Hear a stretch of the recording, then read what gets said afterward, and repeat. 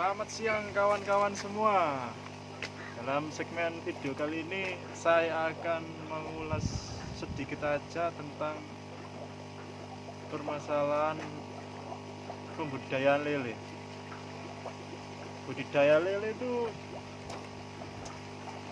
dikatakan mudah ya mudah, dikatakan susah ya susah. Akhirnya ada istilah gampang-gampang susah. Nah, dikatakan mudah ya kadang-kadang kita banyak kendala, dikatakan susah tapi kalau kita sudah untung juga besar. Jadi di sini saya akan membahas sebenarnya budidaya ikan lele itu kalau kita belum tahu istilah itu pengetahuannya itu sangat riskal atau sangat bahaya sekali. Jadi untuk para pemula jangan pernah untuk coba-coba dalam sini. Kalau gak mau uang ataupun harta kalian mah ikut ludes, makanya ada istilah sertifikat tanah, BPKB, sepeda motor dimakan lele. Itu sebenarnya nyata. Banyak sekali para pemula yang hanya sekedar ikut-ikutan, lihat di YouTube, oh cara budidaya mudah, sangat mudah, 40 hari panen, 30 hari panen.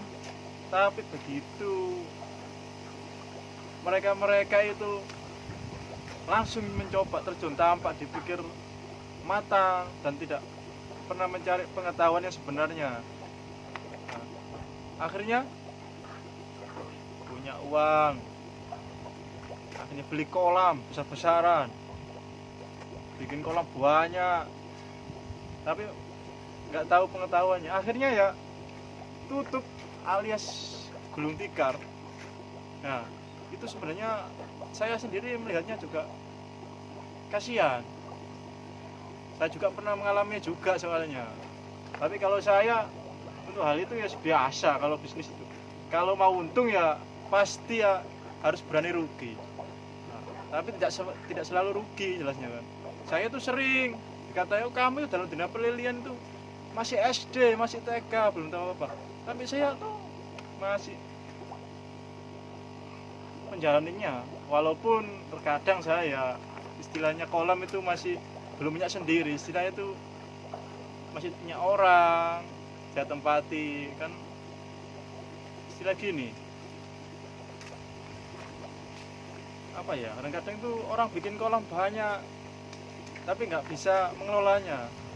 Pikirannya itu pelihara lele itu, yes, hanya sekedar beli kolamnya atau buat kolam, buat media, beli bibit.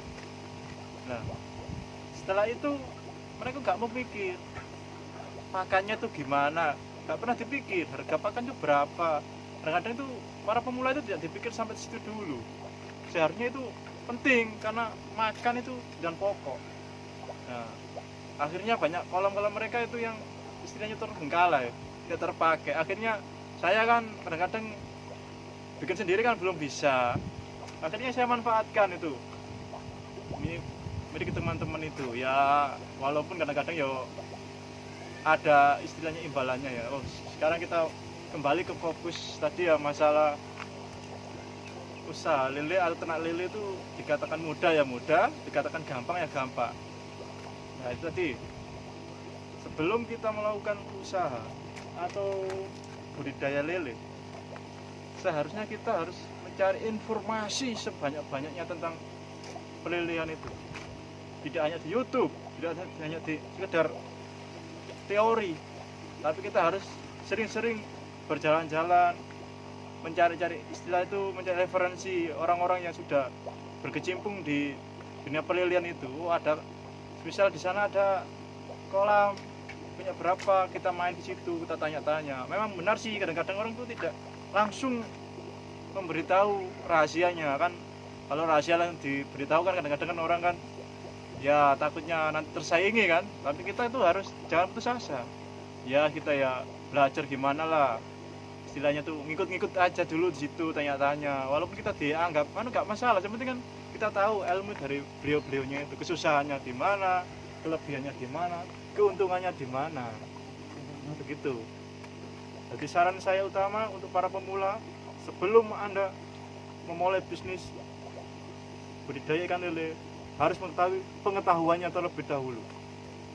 Jangan hanya sekedar coba-coba. Kalau enggak, uang Anda tidak akan pernah kembali, alias modal Anda hilang semuanya. Gitu. Yang nomor 2, bagi para pemula, jadi kan nomor 1 kan pengetahuan.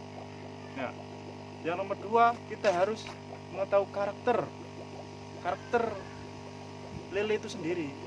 Nah, kita kan mau pelihara, harus mengetahui karakternya. Tidak hanya lele aja sebenarnya sih. Ya kayak kalau pelihara kambing, ya kita harus mengetahui karakter kambing gimana, pakannya gimana. Kalau ayam ya juga gitu gimana. Lele juga begitu. Kita harus mengetahui karakternya terlebih dahulu. Nah, setelah kita tahu karakter gimana lele itu, oh lele itu ternyata gini kita harus tahu. Nah, yang kedua adalah yang ketiga ya Mas Jaya. Yang ketiga itu adalah wadah atau media yang kita gunakan nanti, atau kayak gini, media kolam terpal atau kolam beton atau kolam tanah. Kita harus mengetahui media itu. Nah, dan tentunya ukuran dari media itu. Kalau kolamnya segini harus diisi berapa, jangan asal-asalan, soalnya itu banyak sekali orang yang berkata tebar padat, tebar gini. Tapi saya kan sudah pernah coba, ini kan ya mohon maaf, kayak sudah berhasil kan nggak apa-apa, tapi saya dulu kan gagal tuh coba tebar padat. Ternyata berpadat itu kalau dipikir secara logis ya, masa kayak kita aja gini aja, gampang-gampangnya kita dalam satu ruangan ya, semestinya itu hanya diisi 10 orang, kita isi 50 orang ya hidup, cuma kita kan gak enak, gimana rasanya. Seperti itu juga ikan itu nanti ya. Kalau menurut saya sih, kalau sudah punya pengetahuan sih gak apa-apa. Kalau belum kan ini pemula, jangan pernah coba-coba, kalau enggak mau rugi ya. Soalnya kan bibit juga ya harganya ya, walaupun hanya katakanlah 200-100 perak, tapi itu kan aset ya. Katakan contohnya gini, kita beli bibit ukur 45 ya, katakan harganya 100 rupiah. 100 rupiah itu kita taruh di satu kolam atau wadah yang ukurannya hanya diameter 2 meter. Seharusnya itu kan isinya cuma 200 sampai 300 ya, ini contoh. Tapi kita isi 10.000 itu. Nah, ikannya kan lama-lama makin besar, semakin padat tentunya. Saat padatan itu kan selalu berdesak-desakan, apalagi pakan otomatis tidak akan merata.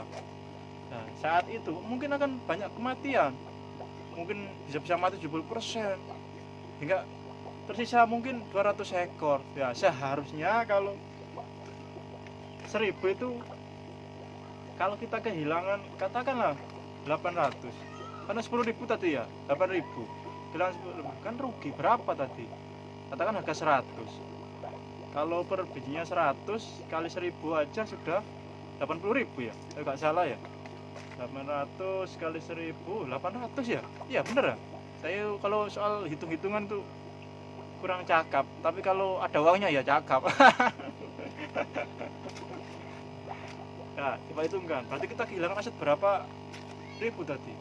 Kita beli katakan tadi kan 100 perak, 10.000. Berarti uang yang kita keluarkan adalah 1 juta. Ya, kalau nggak salah ya. Kalau saya mohon maaf. Juta. Jadi matinya tadi 800. Udah berapa? Berarti kan 8.000. Berarti kan kita kehilangan 800.000 uang aset kita. Belum lagi kepotong pakan. Nah, itu kerugiannya di situ. Makanya kita sebelum budidaya kita harus mengetahui pengetahuannya itu tadi.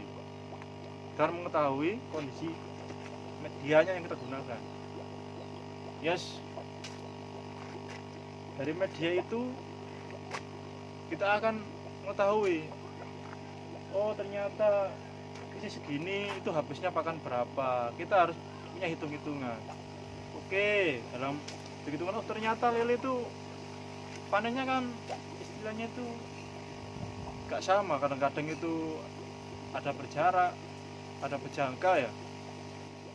Jadi kita harus mengetahui. Dan untuk yang keempat itu ada tadi makan atau porsi makannya, kita harus menghitungnya itu juga.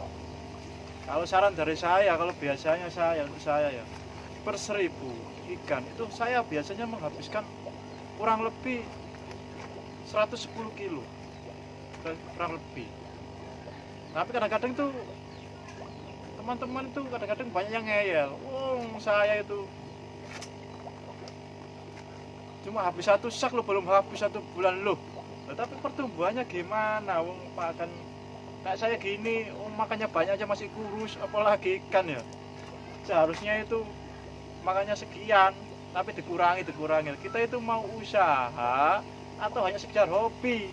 Kalau kita sekedar hobi nggak masalah, makannya seadanya, beres, pokoknya hidup toh. Tapi ini kan usaha, kita harus mengejar keuntungan. Ya, kan sampai tadi kan itu hitungannya, makannya. Nah, setelah keempat itu semua kita pahami dan kita ketahui, ya, mari kita coba. Para pemula silakan mencobanya dengan cara bikin kolam atau beli kolam hanya satu aja, gak usah banyak, satu, ukuran diameter 2 lah minim. Kita isi 500 atau 200 atau 300 ekor aja. Nah, dari situ kita coba, apa kita kan bisa nggak, dari katakanlah kita masukkan ke dalam kolam itu 200 ekor ya, 200 ekor bibit dengan asumsi habis pakan kurang lebih 30 kilo gitu aja, atau sak gitu aja wis, biar mudah ngitungnya saya, tak repot-repot. Kita asumsi kan ada istilah FCR 1:1 FCR itu kan, tapi saya nggak akan bahas masalah itu dulu kan, ini kan tahap pemula ya. Kita coba 1 minggu apa ada yang mati apa tidak, 2 minggu apa ada yang mati apa tidak, banyak yang mati gini, kita harus cek air. Nah ini selanjutnya selain dari keempat tuh, air juga penting, soalnya ikan tuh hidupnya itu di air, berkaitan dengan habitat karakter tadi ya. Wah, saya tuh agak pelat ya. Karakter ikan itu hidup di air, bukan di udara, bukan di darat. Nah, jadi kita harus memperhatikan air. Kayak di sini, di sini ternyata kadar oksigennya terlalu sedikit, kasih deh, belikanlah aerator yang kecil-kecilan yang 25.000 itu. Kita coba masukkan. Nah, setelah 1 minggu ternyata hasilnya bagus ya, kita hitung 1 bulan sudah berapa kilo bobotnya itu. Oh ya, jangan lupa dikontrol setiap kasih makan, apa pakannya itu dimakan atau nggak dimakan. Kita harus mengetahuinya. Kalau nggak dimakan kan mubazir, eman istilahnya ya, itu. Jadi sebenarnya itu bisnis atau budaya lele itu dikatakan mudah, sebenarnya ya mudah. Dikatakan susah ya, sebenarnya susah kalau nggak punya pengetahuannya tadi kan ya sampai itu aja ya. Semoga apa ya, omongan dari saya ini bisa bermanfaat lah bagi para pemula. Bagi saya juga seorang pemula, saya juga masih cari-cari belajar di mana sana sini, gak masalah. Biar dikatakan kamu masih SD, masih TK, gak masalah. Tapi kita tuh jangan hanya sekedar teori istinya. Kita harus mau jalan-jalan. Oh, di sana ada kolam, punya kolam, kita tanya di situ, kita nimbrung di situ, bahas-bahas ya masih tadi.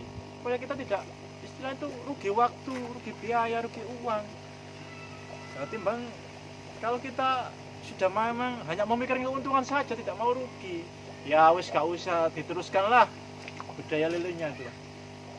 Mendingan uangnya buat ngopi aja wis aman toh, buat beli beras gitu aja wis. Tapi kita tidak akan mempunyai pengetahuan, pastinya gitu. tidak hanya di dalil, semuanya pasti mengalami gitu. Saya juga yes gitulah. Oke, semoga perkataan-perkataan saya tadi istilah itu bisa dimengerti dan bisa direnungi sejenak dan bermanfaat itu ya. Kalau saya kan bikin video ini kan tujuan teman-teman tuh biar ada wawasan gitu ya, tidak hanya sekedar mau budaya pelihara ikan aja. Kalau rugi tuh eman uangnya tuh. Oh ya, tip lagi ya, mending beli kolam terpal gini ya dibanding membuat kolam beton atau tanah. Sebab kenapa? Kalau pakai kolam ini kita ya nggak doakan ya saya, kalau kita mengalami kesusahan istilah itu rugi lah, oh ternyata nggak ada pemasukan yang rugi ini kan masih bisa dijual daripada beton. Kalau beton nggak bisa dijual lagi, jadi kita aset mati istilahnya. Kalau kayak gini tuh katakan aset hidup untuk pengertian saya ya, itu pendapat saya.